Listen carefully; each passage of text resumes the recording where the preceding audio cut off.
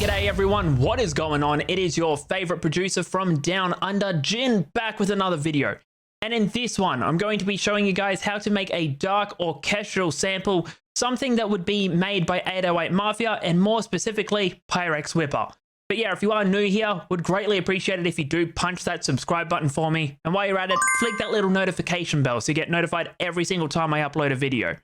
Friendly reminder that I do stream live over on Twitch every single day, 8 PM to midnight Australian Eastern Standard Time.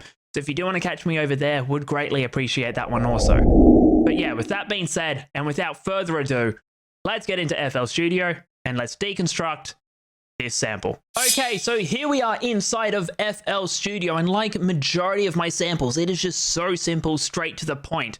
But to begin with this sample, I did have a viola come in, and that's coming in from Contact. This is Sonoscore the Orchestra, and we're just using the viola's staccato. Now, all we're doing with that is just laying down a really simple pattern. We're just using 3 notes.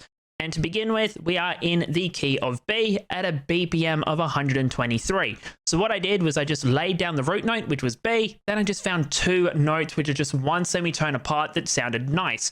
Now, having this close one here, so if I went to the B and then went to D, then down to C sharp, it didn't really feel correct. So I just bumped it up to the next lot of semitone steps that I found, which was the G and the F sharp.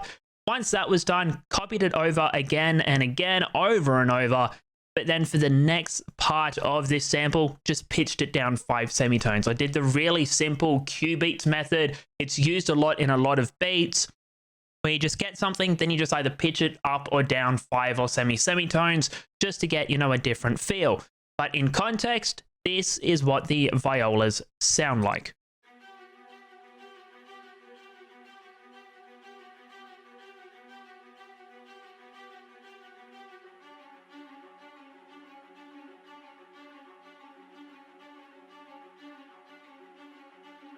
Just practically using that as the foundation for the full sample. Now, we did pitch it down 5 semitones, and to make it sound a bit more realistic, as you can see with the velocities down here, we do change it just so it actually sounds like it's more of a realistic viola, like someone's actually playing it.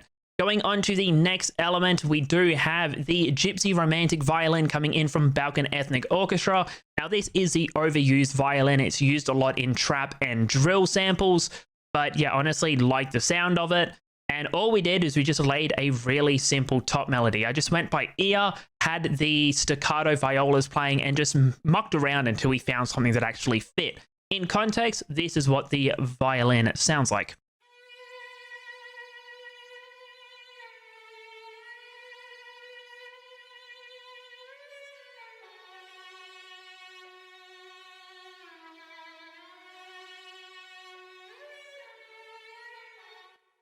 Really simple, but with the staccato violas, they actually blend together really nicely.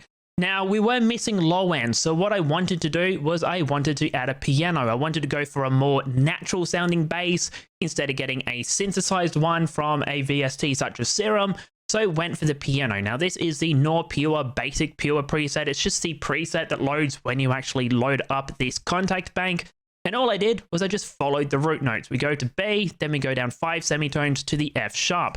Now we do have passing notes, which is this A, just to give the bass a little bit of feeling and a little bit of movement. Because if it just went from B to F sharp, it's just going to sound so stale, so robotic. But by having that passing note come in, it actually gives, you know, the listener and also the artist jumping on it an idea that, hey, look, we're moving to something new. In context, this is what the piano sounds like.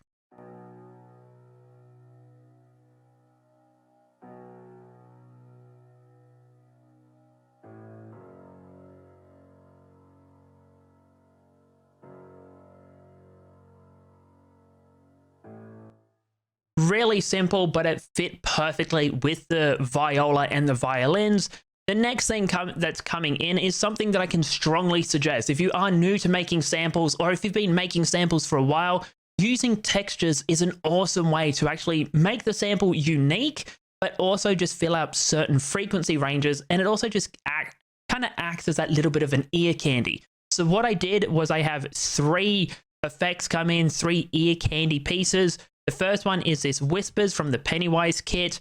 The other one is this clown effects, also comes in from the Pennywise kit. And last but not least, from the Pennywise kit yet again, we have this scary effects. Now the first one, which is whispers, just sounds like so.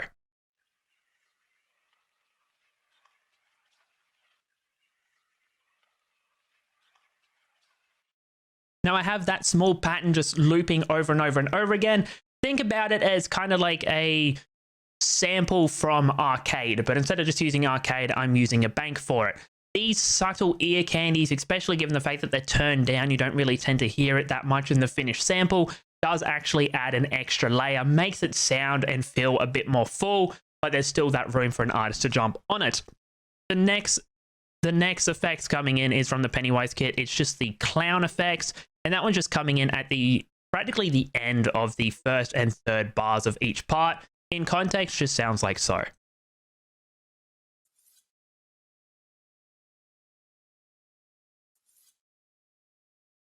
I'm practically just using it as a transition from one part to another, which is why it's repeating pretty frequently, but something subtle like that is, yet again, just that ear candy. The last ear candy coming in is the scary effects. Now this part is actually playing in the second half of the sample, and in context, just sounds like so.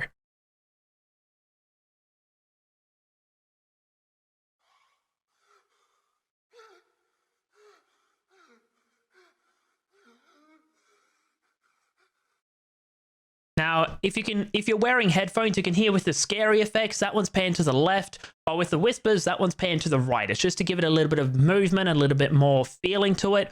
Going on to effects, all we have on every single last one, with the first violin, we have a Valhalla vintage verb come in with a mix of 12%, decay of 2.4, pre-delay on 0, low cut of 250. Then we just have an EQ where we shape it because I wanted more of the high end to come out and I wanted to get rid of a lot of the low end. Going on to the next element, we just have an EQ where we just do some shaping. The next element, EQ, more shaping.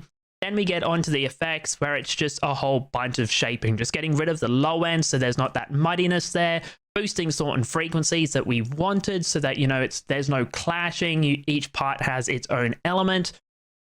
Going on to the melody bus, which is this insert 7, we have a Valhalla vintage verb with a mix on 30%, pre-delay on 0, decay on 0.6, and a low cut of 350 because we didn't want to reverb the low end. We want the low end to stay as clean as possible.